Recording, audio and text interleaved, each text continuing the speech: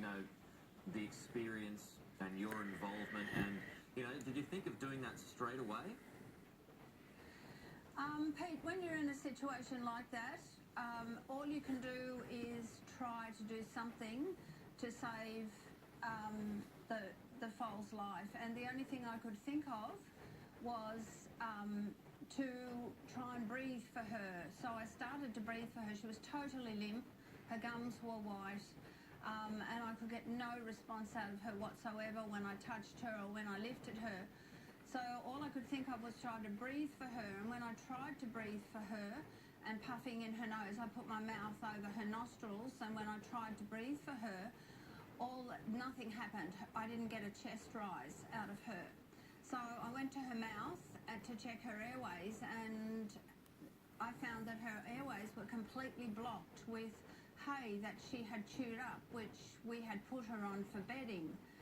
I managed to get that hay out, and then I started to breathe for her again over her nostrils, and I started to get a flicker in her eyelids, and so I just went into CPR for her, which is 3 small breaths, rub, rub, rub on the chest and neck, and then 2 small compressions, back to 3 small breaths, rub, rub, rub, 2 compressions. And that went on for about 20 minutes. She came back to me twice and then flopped again. Oh. But at the end of about 20, 25 minutes, I had enough oxygen in her for her to start getting energy again, and she started to revive.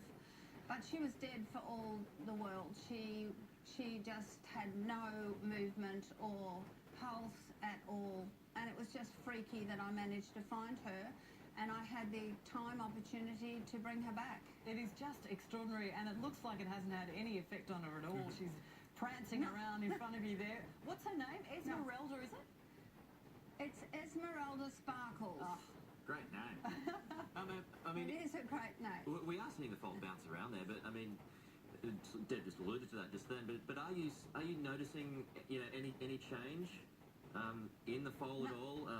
You know, because you did mention that it looked dead for a certain amount of time. So is there any sort of brain damage that you can see?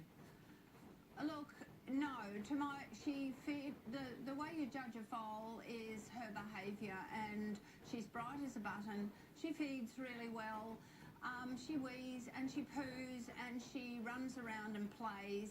So we follow the eat, sleep, let her play, eat, sleep, let her play. And at the moment, she's doing exactly what every foal does. So the timing just happened to be spot on. Wow. And